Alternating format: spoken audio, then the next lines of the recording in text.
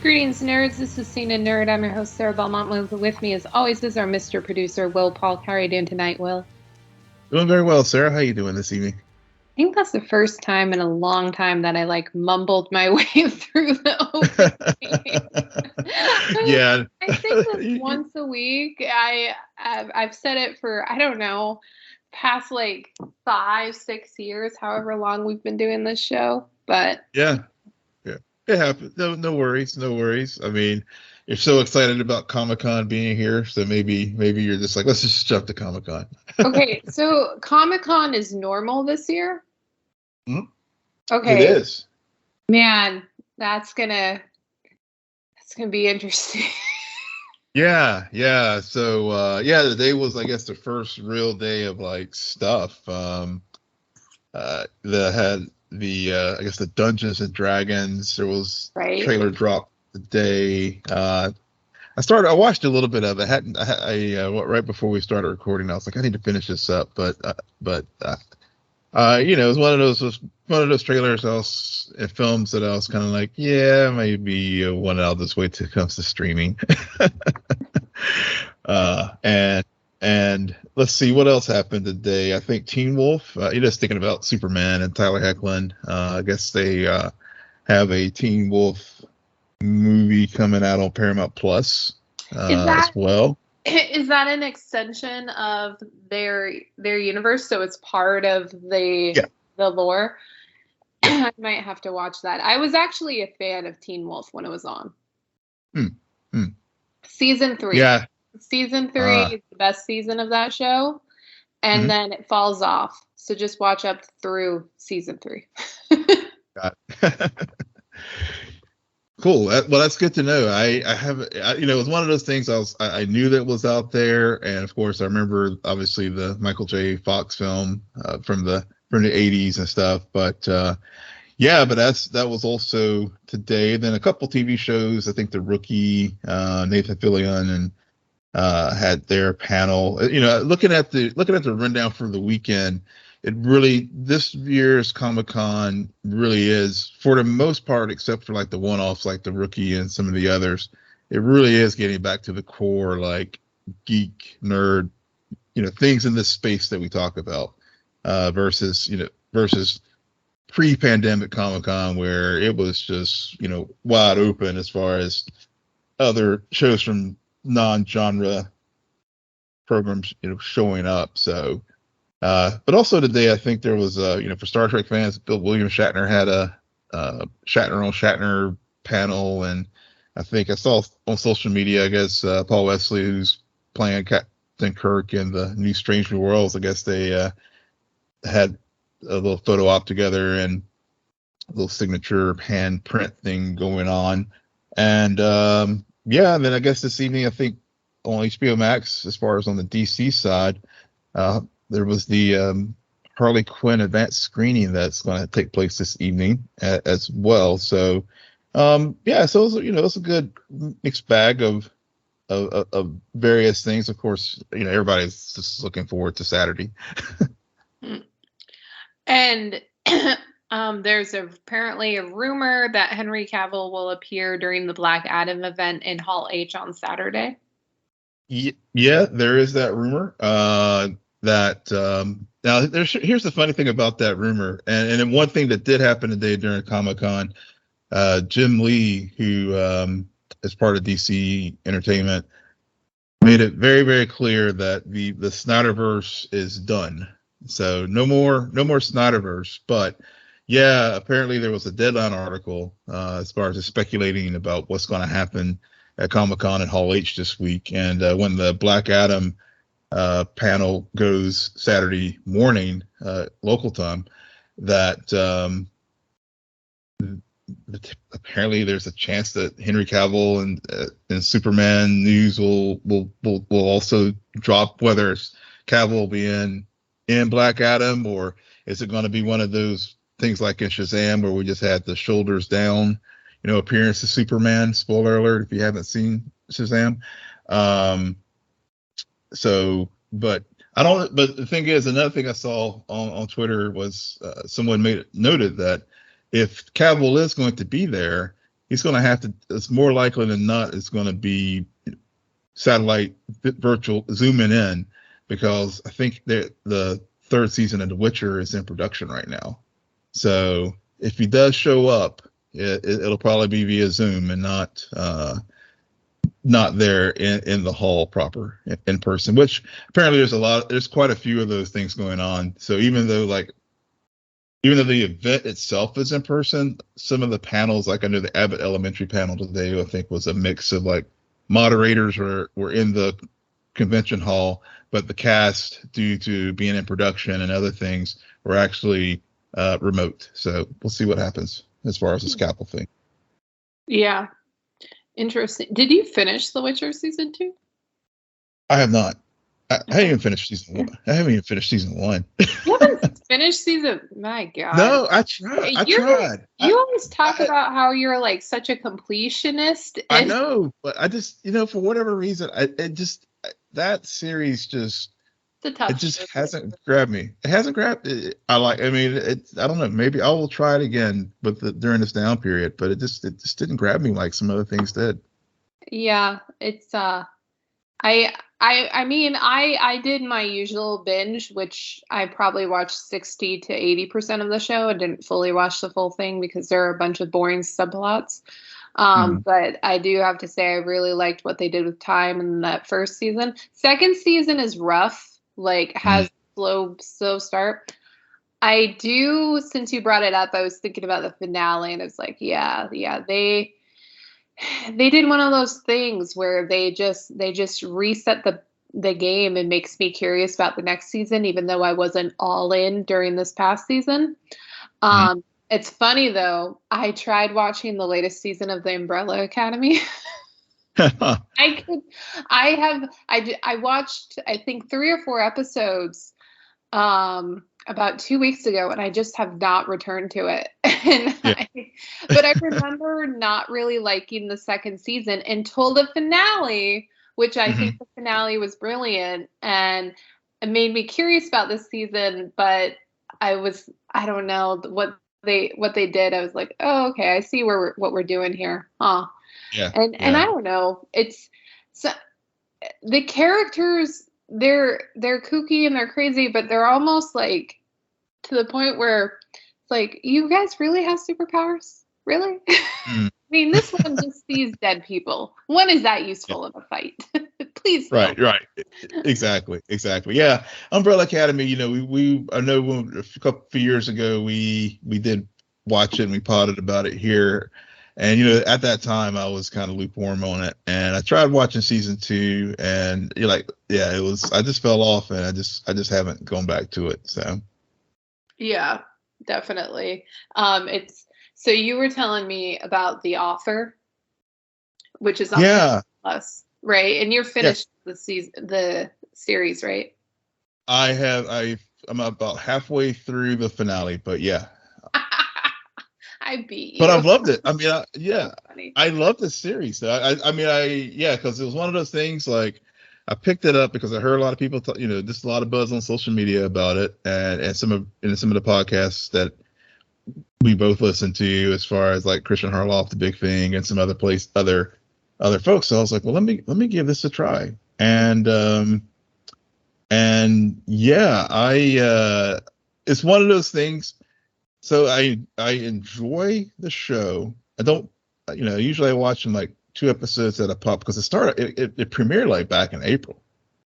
And I think it finished up its run. There's long episodes. Yeah. So just to set it up for folks who may not have heard about The Author. So it's based on the making of the movie The Godfather. And why do you just said that as if nobody has ever heard of The Godfather? That little picture. That little picture. Yeah. No, just your tone of voice. I was like, oh my God. All right, yeah. This amazing film that is like, in the National Register of Archives and the National Film Registry. think it's like one of the maybe number one on the film registry, The Godfather. It's a top 10 at least. I mean, it's The Godfather, and then it's the debate: what was better, Godfather Part 2. I surprisingly did not really enjoy this whole thing. This show, the synopsis. This is behind the scenes telling of the quote unquote true events of the production of The Godfather.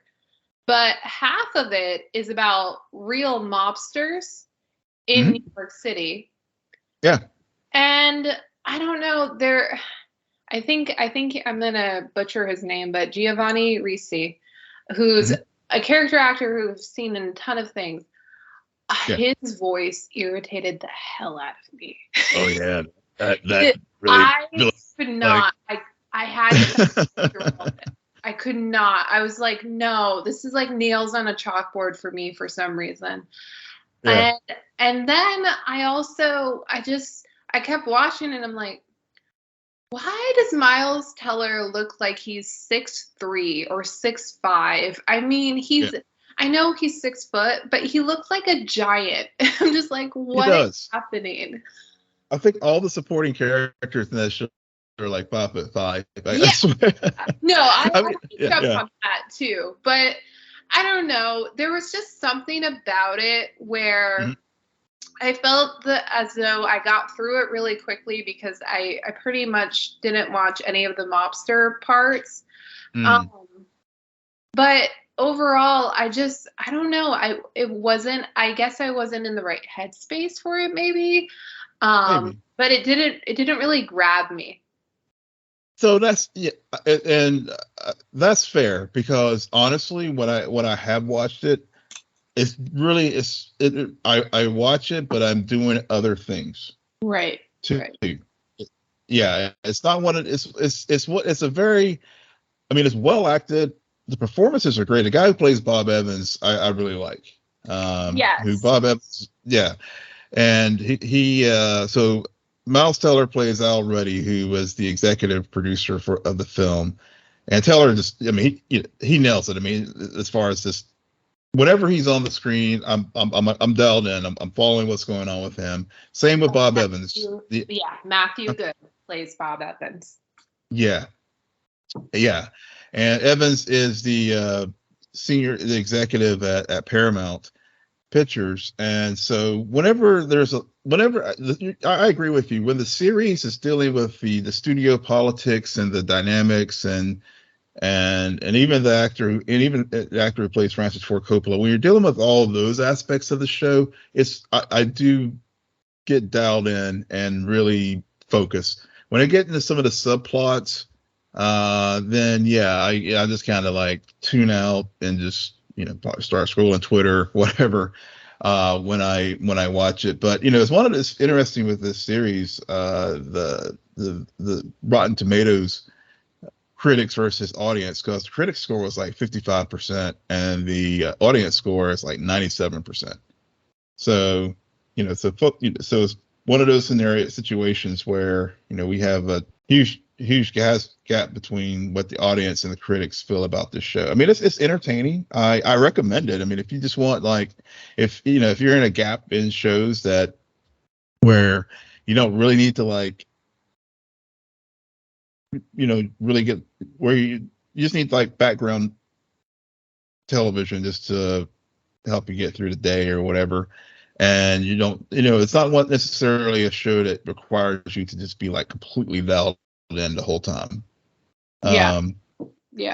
But at the same time, when they have those moments, when they do have those moments, it's really good. When they have those like moments where you do get dialed in, and then the subplots do get kind of meandering, and you're just kind of like, okay, let's just get through this. Right. Yeah, definitely. What I've also been watching is I've also been watching some K-dramas, some Korean dramas, and I went through. I get recommended combination videos on YouTube, and kind of like the videos I used to make about Arrow and everything. So these fan videos of these Korean couples from these various K-dramas. And so I randomly stumbled upon this one, and for some reason it grabbed me.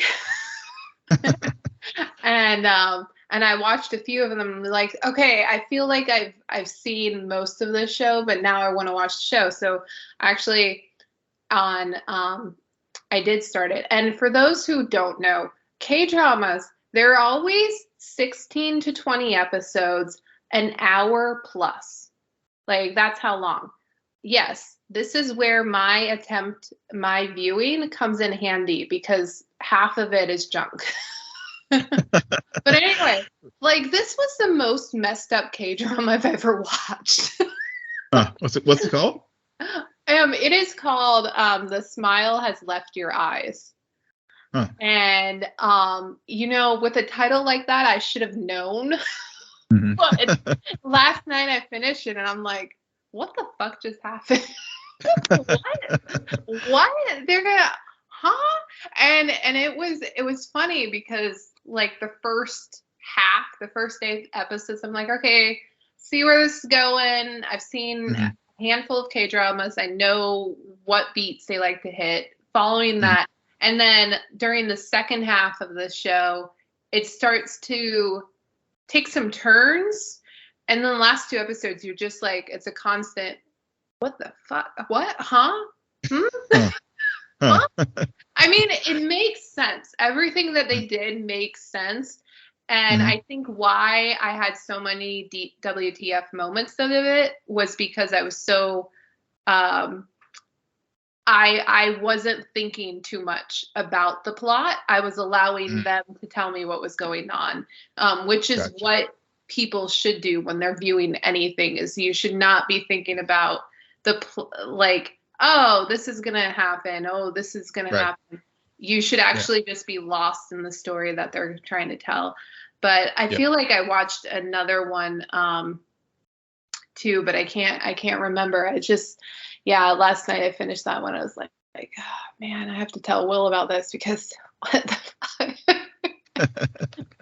Without any spoilers, just in case anybody ever watches it. I don't know. Which I'm also surprised I wasn't spoiled in these combination videos, because normally they do tell you the ending. They usually tell you the ending. Yeah, I knew. Yeah. I remember your videos, and but you did. But whenever you used to make them, you had a good balance of, like, telling the story, and but then again, I had watched the show, so maybe I wasn't spoiled from, like, when you used to do your Arrow and Flash and other videos, because I already knew the story. Right. Yeah. Who knows? All right. Other things that, okay, so for some reason you want to talk, you will not let this movie die, because I feel as though at least once a month you like to sprinkle in the Snyder Cut. And this week, it's this absurd headline about Rolling Stone magazine reported that bots and other inauthentic users were the fuel behind the online campaign for the Snyder Cut. Yeah. Well, the Snyder Cut happened. Yeah, it happened. This was one of those. So I put this on the rundown. This is what, as we were talking about the offer. This was in one of those moments where I wasn't locked in, and I just happened to I started scrolling on Twitter and saw this whole thing about this Rolling Stone hit piece. Let me take this. Hit piece is what some people are calling it, because it dropped, I guess, was this Monday night, and I think the Snyder Cut was being released in physical media, digital copy on Tuesday. So, so there was the whole story about, like, how these bots were, like, about normally when you have, like, for example, Twitter, especially with all the Elon Musk stuff going on these days, as far as him buying and not buying a company or whatever, about 3 to 5% of the users at any given time on Twitter are bots that will drive any number of issues, whether it's political, whether it's geekdom, whether, whatever it is.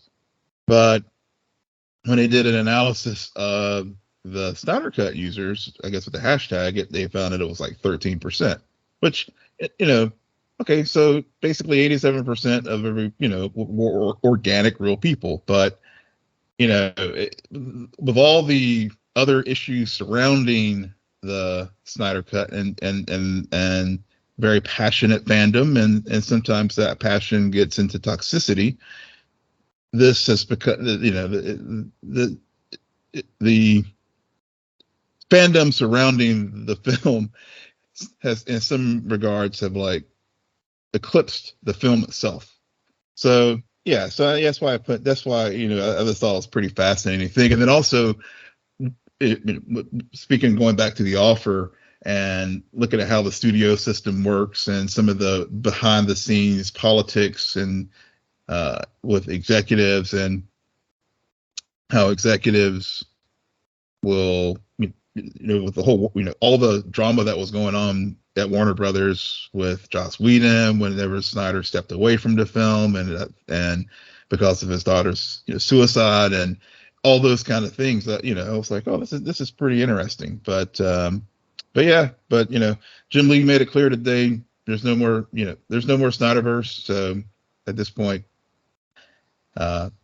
Rolling Stone got their article out there. People are, if you want to go buy the Snyder Cut on digital, you can, and be happy. I mean, I watched it. It was okay. It was better, definitely better than Joss Whedon's version, and I've moved on. I haven't watched it since. Yeah. All right. Well, looking forward to next month's headline about the Snyder Cut. No more. Mark it down, listeners. No, unless something happens Saturday at Hall H with Henry Cavill. That's my one caveat. But otherwise, you will hear another word about it from me. No, you're gonna bring it up because whatever does happen on Saturday. Mark it. Talk to me what in October when Black Adam supposedly is coming out. Yeah. You'll mention Snyder Cut at least once during that review. No, no, I'm not. Mark it here. No more Snyder Cut talk out of context. Okay. In context, we do have to get to the Thor Love and Thunder spoiler, non-spoiler review. This movie has been out for about 2 weeks now. Due to scheduling, we watched it last week. So there's been a lot already said about it. Yeah. We don't want to bore people by reiterating. I went into this movie having only seen, I think, 1 or 2 trailers. I was very surprised that I didn't get inundated with this trailer. And I had minimal expectations because I did see some people come out and say like, yeah, Ragnarok was better. And so after watching it, I agree. Ragnarok is my personal favorite Thor movie. And this movie, it's a close second. It's like a distant cousin to it, where I think that it hit on some of Thor's strengths, but at the same time, there was something missing. And I don't want to say the Hulk was missing because I don't think that's what it was. I just felt as though the humor, it didn't land as many jokes for me as Ragnarok did. And I know Taika wrote this one and he didn't write Ragnarok. So I think that might have had something to do with it. But I just also felt like there were a lot of callbacks to jokes from Ragnarok, which is good and bad. I completely understand why you would want to call back those jokes because they hit so hard during the first movie. But it also got to a point where I was just like, yeah, but I want to see some new jokes. And don't get me wrong, like arguably my favorite ongoing joke throughout this whole thing was the unexpected hammer love triangle.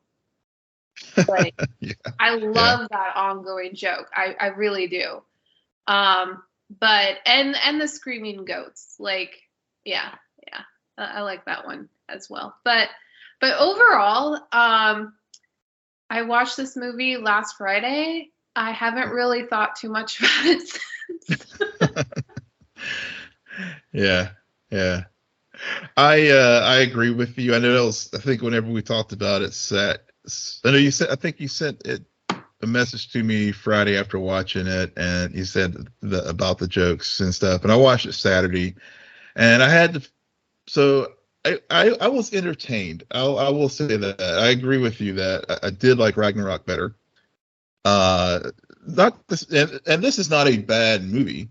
Nope. It's not. It really is an entertaining movie. It's the popcorn fun 2 hours, which to the point about the 2 hours, I feel like there were some elements in this film that if they had maybe given them another 10 minutes or 10 to 15 minutes, it wouldn't have been a bad thing to flesh out some of the motivations for example, for Gore, the God Hunter, and also I think and also give a little bit more depth to what was going on with Jane and her cancer. I think those were the two places where I felt that the film kind of rushed through those two important plot points, and I think and because of that, it there were some emotional beats that kind of got overwhelmed by the need or the need to have the humor or the jokes or the snappy MCU comments that now that we got witty Thor. And so but I will say, but that being said, there was one moment in the film I felt emotionally, I think it was a good thing that did land, and it was towards the end when where Thor and Jane were in the hospital, and Thor, and she realized, they recognized that, every time she becomes the mighty Thor, it cleanses out her system. So the chemotherapy is, obviously chemo is a drug that is anyone who's been around anyone who's had cancer knows it just wrecks the body. So, so it, clears her out every time. And so when they get to that point in the hospital and they're having their heart-to-heart moment as far as making their choice, I think that was a very good emotional moment in the film. Mm-hmm. But again, I think if they had, like, at the front end, and I think they did set it up pretty well when they had the montage of Thor and Jane's relationship, because I thought that was a very strong part of the film too. And because we get all the jokes about, Jane's like, oh yeah, it's been just a little bit of time, and Thor was like 7 years. He had it down to the minute as far as how long they've been apart. Yeah. I mean, yeah, I didn't like the montage because it was one of those moments. I mean, I forget when the montage happens, either before or after he mentions that line about how long it's been.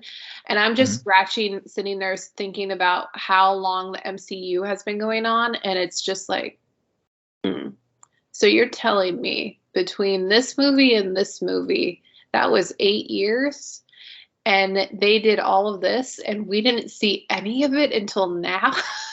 Yeah. No. And that's what it's hard to sell me on a love story when, like, this love story has been going on, but we haven't really been privy to it until now. And I think that's why the emotional bedrock of Thor's character and his journey in this movie kind of fell a bit flat, was just because if they had a Pepper Potts and Tony Stark love affair going, like, good Lord, there would have been tears probably in the theaters when Pepper died. But that wasn't built there. So I almost feel like, man, if they were leading up to this movie, Jane should have been that relationship needed to be a lot stronger. Yeah, yeah. And I think that's, yeah, and I think, I mean, that's where, like I said, maybe if they had added a few more minutes into the film just to set that up better, because you're right. I mean, it's like we get a reference and or in this film, and throughout Thor's journey from Thor Dark World, and then what we see in Avengers in Infinity War, and then Endgame, and and even Ragnarok. That, yeah, I mean, it just seems, you're right. I mean, it just seems like Thor has gone through such a journey with other losses, as far as his mother, his, Asgard itself in Ragnarok, his failure to take out Thanos in Endgame, and then and everything, that this and then all of a sudden now, when we see him in Love and Thunder, he's like pining over Jane. Well, he is, but he isn't. It's weird, because I think what you're getting at is that like, move the Jane storyline and the Gore storyline aside as being really thin. This is a Thor movie. Thor should be the focal point, and his motivations are a bit off. Like, coming off of Endgame and the character and Fat Thor, they could have made this whole this idea of him actually finding a family, finding a home again, much more meaningful if maybe they hadn't had the Jane stuff going on to take away from it. Because I think that they had a lot of good ideas, but they didn't. They, for some reason, demanded it to be under 2 hours, or just at 2 hours. And that caused all of the, diluted a lot of these good ideas for what they wanted to do with these characters. Because, and I'm going to be also honest, I was really disappointed we only got like 5 minutes with the Guardians. Yeah. And it pissed me off too, because there was like this weird, another montage about them and their good times, and I'm just sitting here like, well, that's the movie I wanted. Why can't I watch that movie? I don't want a montage of the movie that I wanted in the movie that I'm watching. Yeah. Well, that's just it. Yeah, you're right. The movie, Will, like, to be honest, I think they showed us about 3 or 4 montages, and I'm just like, what are we watching? I wanted Well, yeah. Well, I think that's a good point, and because, and I'm glad you brought up the runtime, because there has been a lot of discussion out there about whether or not, because of the length of Endgame, which, I mean, Endgame, it was about 3 hours, but I didn't feel like it. I didn't feel it at all. Or the same with Infinity War, and that, like, between this and even Doctor Strange or WandaVision 2.5, if you wanna call it that, that they have like mandated tighter runtimes with these films. You do hit on something, that it feels like it was overstuffed, and they gave short shrift to a lot of these very solid plot points. And that's what I felt too when I was watching it. It was just like, and we're gonna spend 5 minutes to Guardians. Okay, we like save this planet. We crash. We destroy their temple, and then boom, Guardians gonna fly off, and Thor's gonna go here, and it was just like boom, boom, boom, boom, boom, boom. It was because like they could have done so much with Star-Lord and Thor both losing lovers. and they could have built up the Star-Lord Gamora thing, because that's also another romance that's a bit thin. So I mean, but to your point about the runtimes, I mean, this is recency bias. So of course, the last two movies that they put out, 2 hour or less runtimes.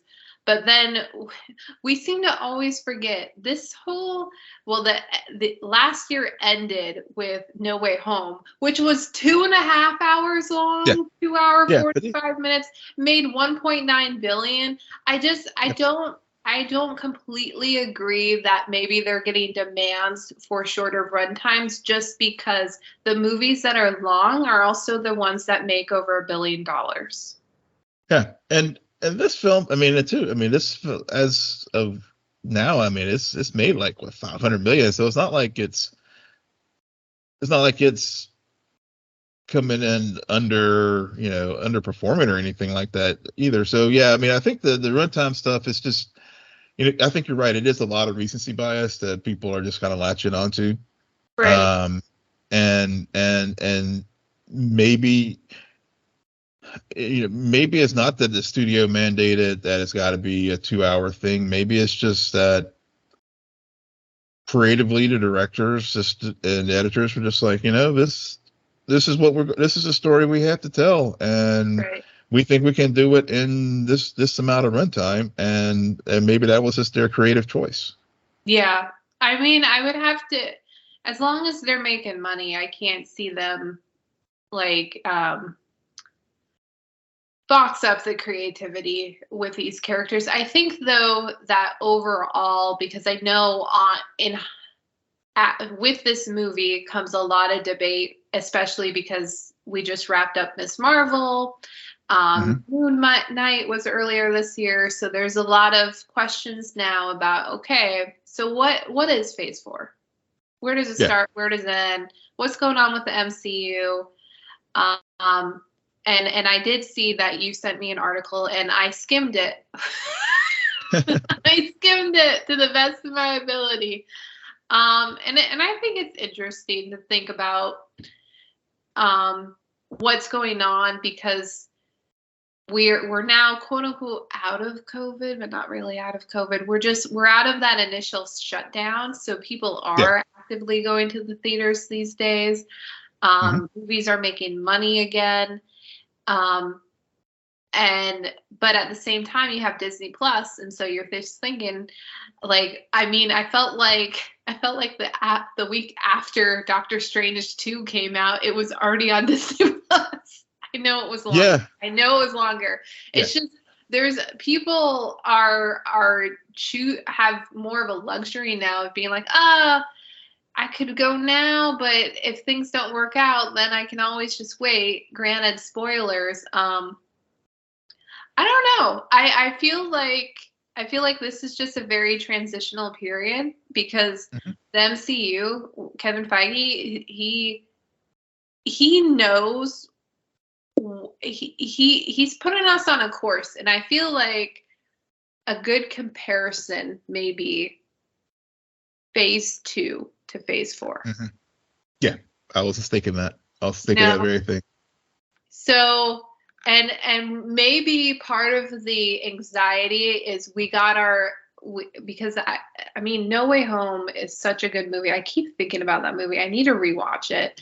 And I think it's better, but I think it's comparable in terms of repercussions as Winter Soldier was.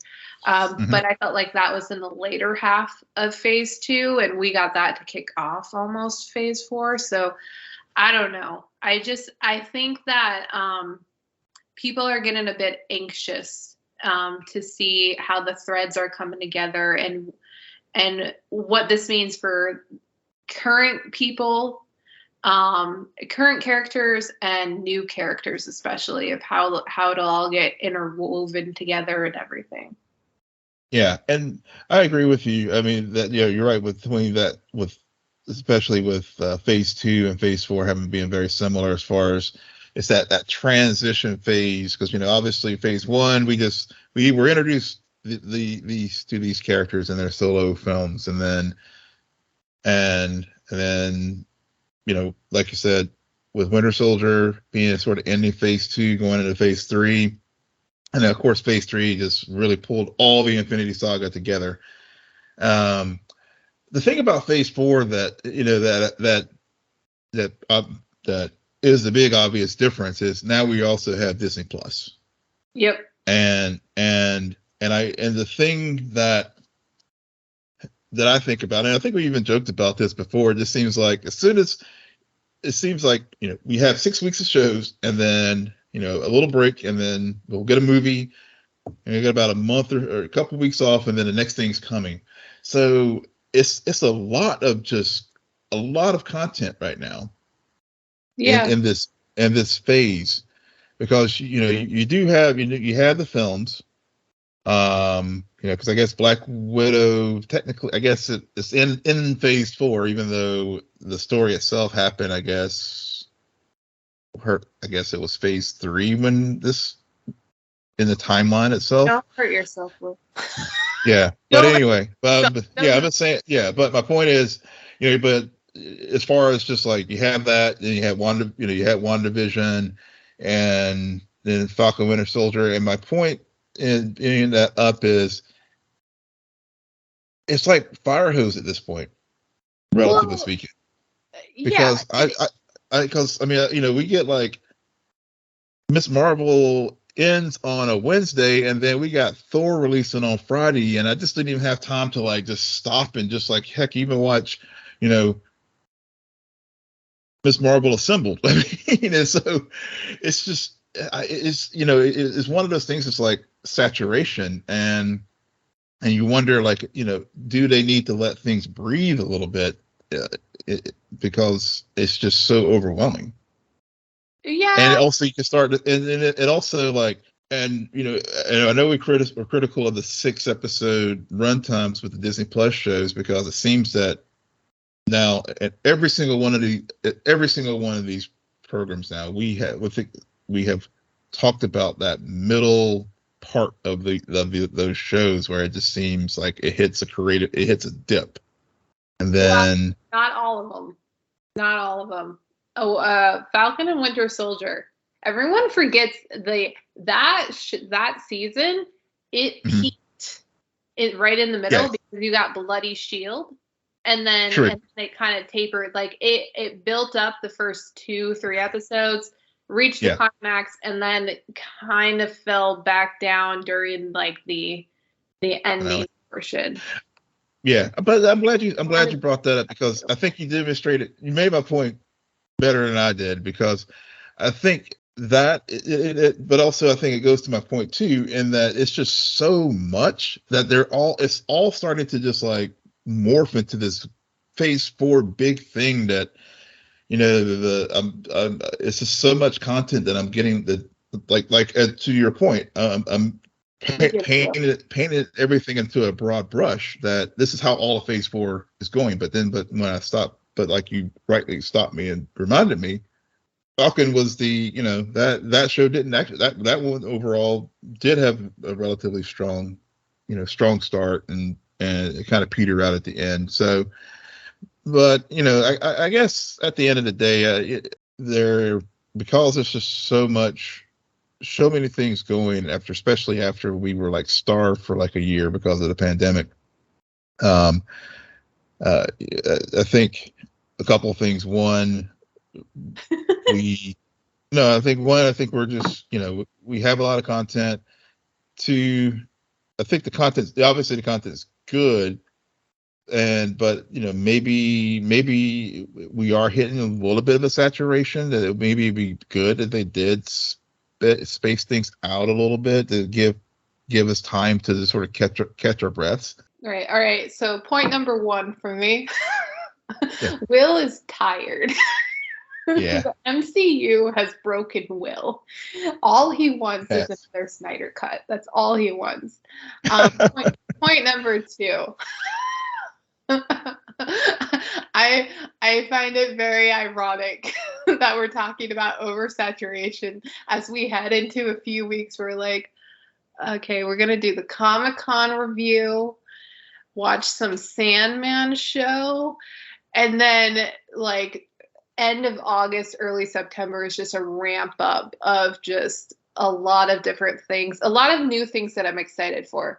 I think maybe that's also part of it is the like with Miss Marvel and Thor back to back, we're getting content from the same source and not necessarily a diverse amount of content. I think we always do better when we have like maybe a DC show, an MCU show, an MCU movie, and then something sci-fi or fantasy, because we're going to get into Game of Thrones, Lord of the Rings, which why are they airing them at the same time?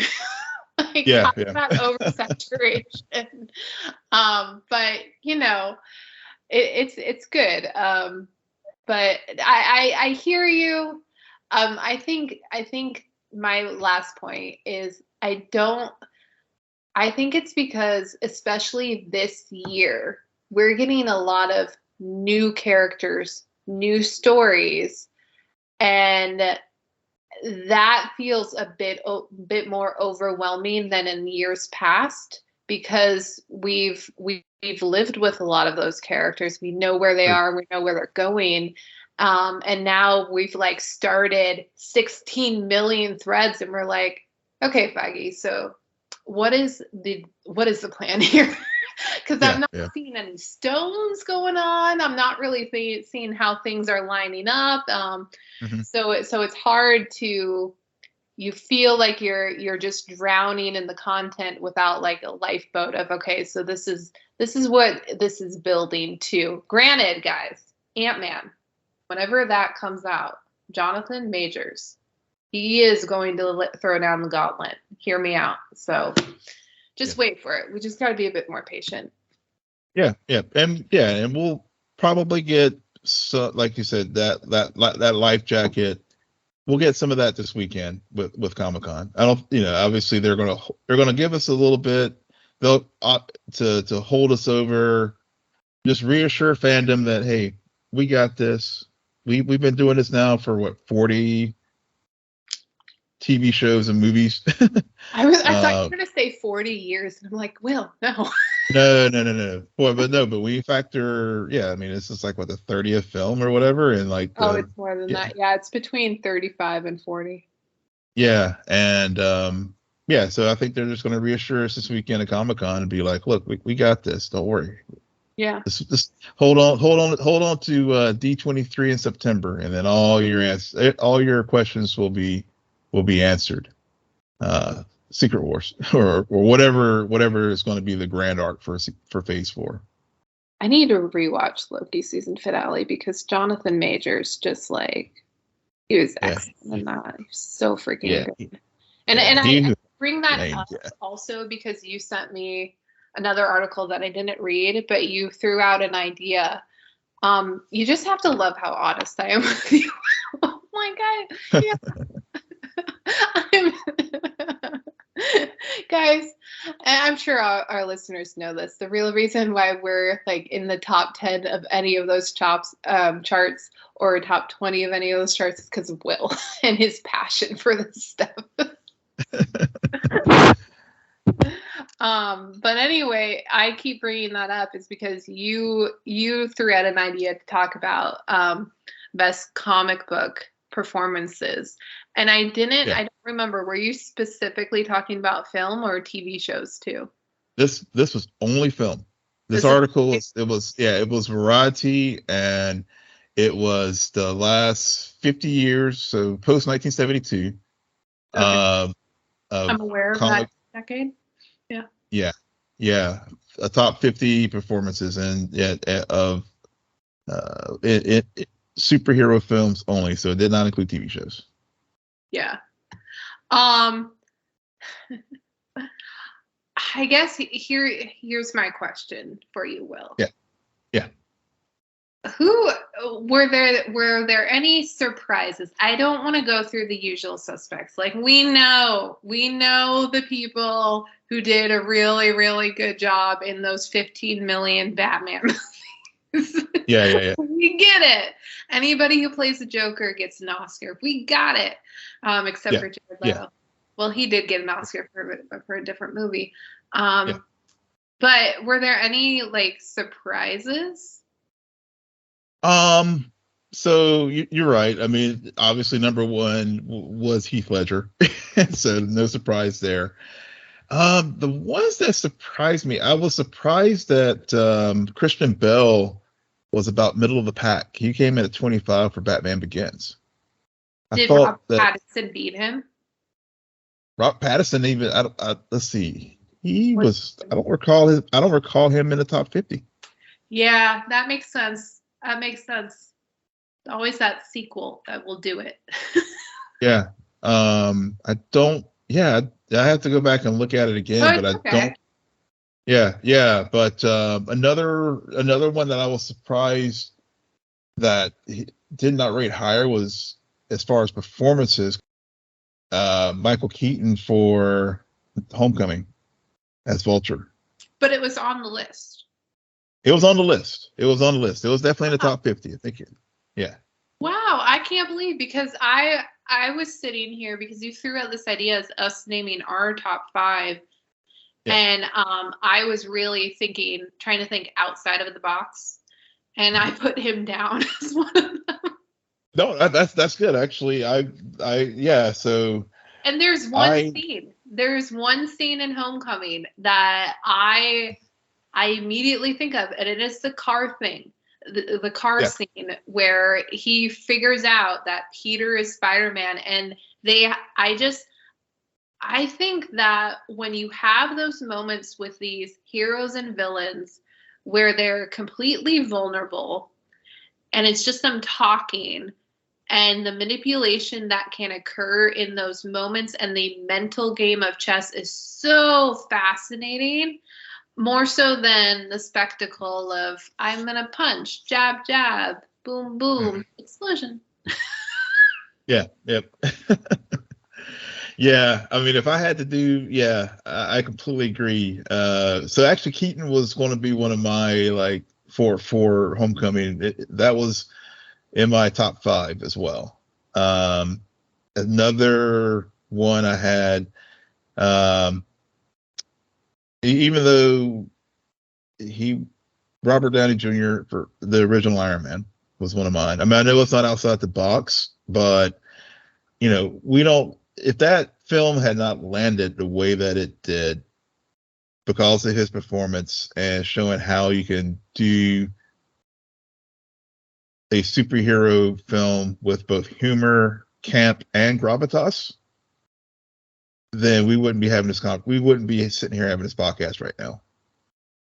And so I put that down as one of my top 5.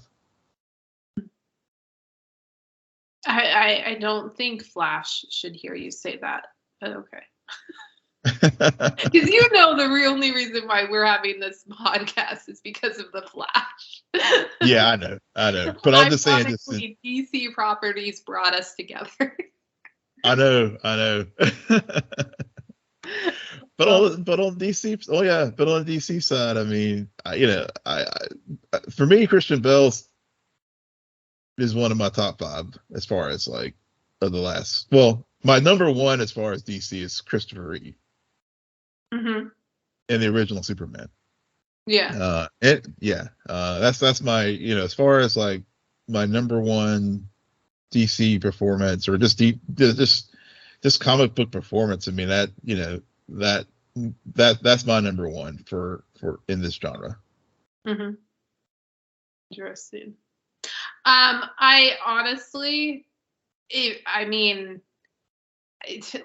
I said, if I don't want to say the stereotypical people who always get said, so my list wasn't in any particular order either. So I just threw out some things, and Keaton was one of them. Tom Holland from No Way Home. I think that is a great performance. And again, it's because of 1 or 2 scenes, and like Aunt May's death. Like, Jesus. that whole part, and just the sacrifice that he does in that movie, I think it's really good. And he there's a maturity to his presence on screen and to that character that I was glad to see. So I put them. I randomly was just like, you know what movie I haven't thought about in a while, but I did really like when I watched it one time. To the point where I went back and I think I watched some trailers and some behind the scenes stuff. But Ryan Reynolds in Deadpool 2. Yeah. Deadpool 2. I mean, I know people love the first one. I know people, for some reason, the second one hit me harder. I really like the second one. And I really like his comedic performance in it. I really liked it. Yeah. So that one out there. I put Yelena, Florence Pugh in Black Widow because that movie did not pop. Like, a lot of people forget about the movie happened. I totally understand why. But for those who did watch it, like, she was all anybody would talk about. Yeah, yeah. And then we got to see her in Hawkeye, and she stole that the show for me too. So I think her performance and portrayal as that character, it's pretty strong. I agree. That's a good one.